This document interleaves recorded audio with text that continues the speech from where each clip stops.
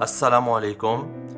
आज की इस वीडियो में हम बात करेंगे विटामिन बी के बारे में। सबसे पहले हम देखते हैं कि विटामिन बी की कितनी टाइप्स हैं और इनके केमिकल नेम्स क्या क्या हैं। विटामिन बी की टोटल 8 टाइप्स हैं। इसी तरह इनके साइंटिफिक नेम हैं। विटामिन B1 को थायमीन भी कहते हैं, vitamin B2 riboflavin, vitamin B3 niacin, vitamin B5 को पैंटोथेनिक एसिड भी कहते हैं, जबकि विटामिन B6 को पायरिडॉक्सिन, विटामिन B7 को बायोटिन, विटामिन B9 को फॉलिक एसिड और विटामिन B12 को कोबालअमीन या साइनोकोबालअमीन भी कहते हैं। विटामिन बी बहुत सारी तरह की फूड्स में पाया जाता है, मगर विटामिन बी कुकिंग के दौरान बहुत आसानी से डिस्ट्रॉय हो जाता है। कोई भी विटामिन बी हमारी बॉडी में स्टोर नहीं होता एक्सेप्ट विटामिन B12 के। फूड प्रोसेसिंग से भी विटामिन बी डाइट में बहुत रिड्यूस हो जाता है। जैसे वाइट ब्रेड या वाइट फ्लोर को बनाते वक्त उनके वो पार्ट्स रिमूव कर दिए जाते हैं जिनमें विटामिन बी होता है।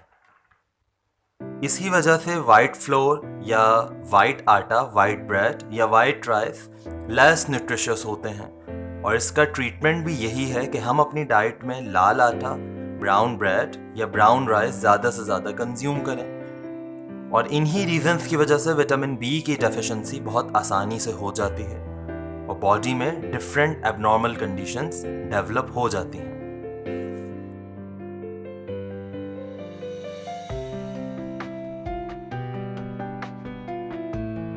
विटामिन B1 या थायमीन हमारी बॉडी में ग्लूकोज में से एनर्जी को निकलवाने में बहुत मदद देता है, यानी एनर्जी प्रोडक्शन के साथ साथ नर्वस सिस्टम को भी बहुत सपोर्ट करता है। ये हमें लेग्यूम्स, नट्स, ईस्ट या डिफरेंट वेजिटेबल या सीरियल ग्रेन्स में मिलता है।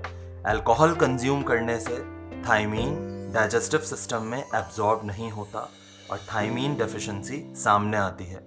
इसकी डेफिशिएंसी से कंफ्यूजन, इरिटेबिलिटी, लिथार्जी या थकान या मसल्स वीकनेस जैसे मसाइल सामने आते हैं। इसके अलावा लिथार्जी के साथ साथ बेरी कंडीशन भी सामने आती है।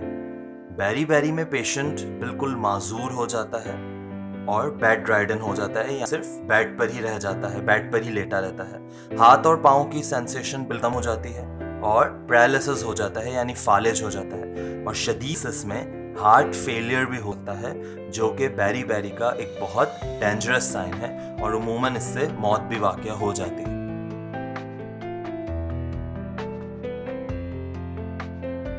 राइबोफ्लाविन यानी विटामिन B2 हमारी स्किन की हेल्थ के लिए और हमारी अच्छी आईसाइट के लिए, गुड विजन के लिए बहुत ज़रूरी है। ये भी हमें एग, मिल्क, योगर्ट, चीज़, ब्रेड्स या मीट वगैरह में मिलता है। इसकी डेफिशिएंसी ज़्यादातर उन लोगों को होती है जो दूध नहीं पीते और इसका इस्तेमाल अपनी डाइट में बिल्कुल नहीं करते। राइबोफ्लाविन की डेफिशिएंसी से अराइबोफ्लेविनोसिस का मसला सामने आता है। इस कंडीशन में मुंह में सोर्स या छाले निकल आते हैं, लिप्स की स्वेलिंग हो जाती है और ड्राई आइज जैसे मसाइल सामने आते हैं।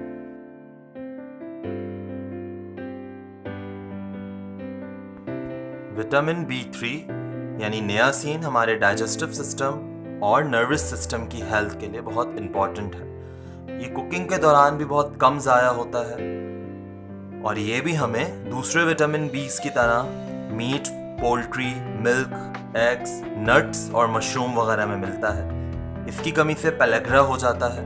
पेलेग्रा के कॉमन साइंस हैं डिमेंशिया यानी भूलने की आदत, भूलने की बीमारी, डायरिया और डर्मेटाइटिस, जो कि एक सीवियर स्किन इन्फेक्शन होता है। इस डिजीज को अगर ट्रीट ना किया जाए तो डेथ भी हो सकती है।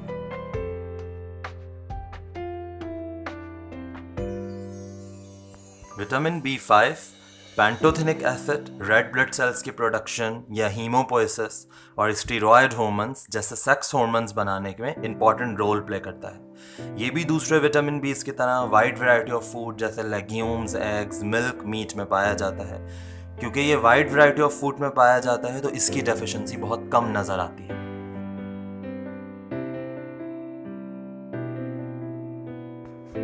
विटामिन B6 पायरिडॉक्सिन भी फूड से एनर्जी हासिल करने में मदद देता है और साथ साथ बहुत से हार्मोन्स, रेड ब्लड सेल्स बनाने में भी मदद देता है। इसकी फूड सोर्सेज भी वही हैं जो हम पहले डिस्कस कर चुके हैं। इसकी डेफिशिएंसी में भी बहुत रेयर केसेस में नज़र आती है और इन लोगों में हो जाती है जो ज़्यादा अल्कोहल कंज्यूम करते हैं।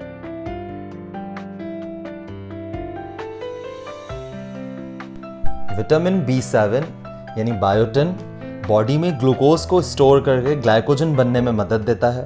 इसके अलावा ये फैट सिंथेसिस यानी फैटी सेल्स को बनाने में भी मदद देता है, इनका एक सपोर्टिंग एजेंट है।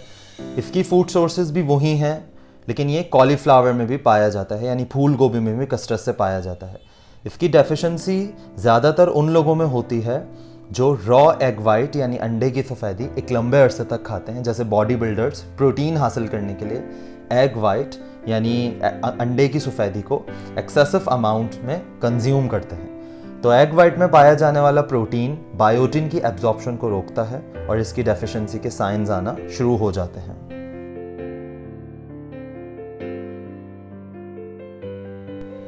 विटामिन B9 फॉलिक एसिड या फॉलेट रेड ब्लड सेल्स बनाने के काम आता है। DNA जो कि एक जेनेटिक मटेरियल है, इसकी सिंथेसिस में भी बहुत अहम रोल प्ले करता है। इसके अलावा नर्वस सिस्टम का एक बहुत इंपॉर्टेंट एजेंट है। प्रेगनेंसी के दौरान डॉक्टर्स के मशवरे के साथ फॉलेट का बहुत ख़ास ख्याल रखना चाहिए, क्योंकि विटामिन B9 फीटस के नर्वस सिस्टम की प्रॉपर डेवलपमेंट के लिए बहुत ज़रूरी है। ये भी wide variety of food sources में पाया जाता है। इसकी डेफिशिएंसी से एनीमिया यानी खून की कमी और हार्ट डिजीज़ का चांस बढ़ जाता है। इसके साथ साथ टायर्डनेस, थकन, वीकनेस, कमज़ोरी, शॉर्टनेस ऑफ ब्रेथ यानी सांस लेने में दुश्वारी जैसे साइंस एंड सिम्टम्स आना शुरू हो जाते हैं।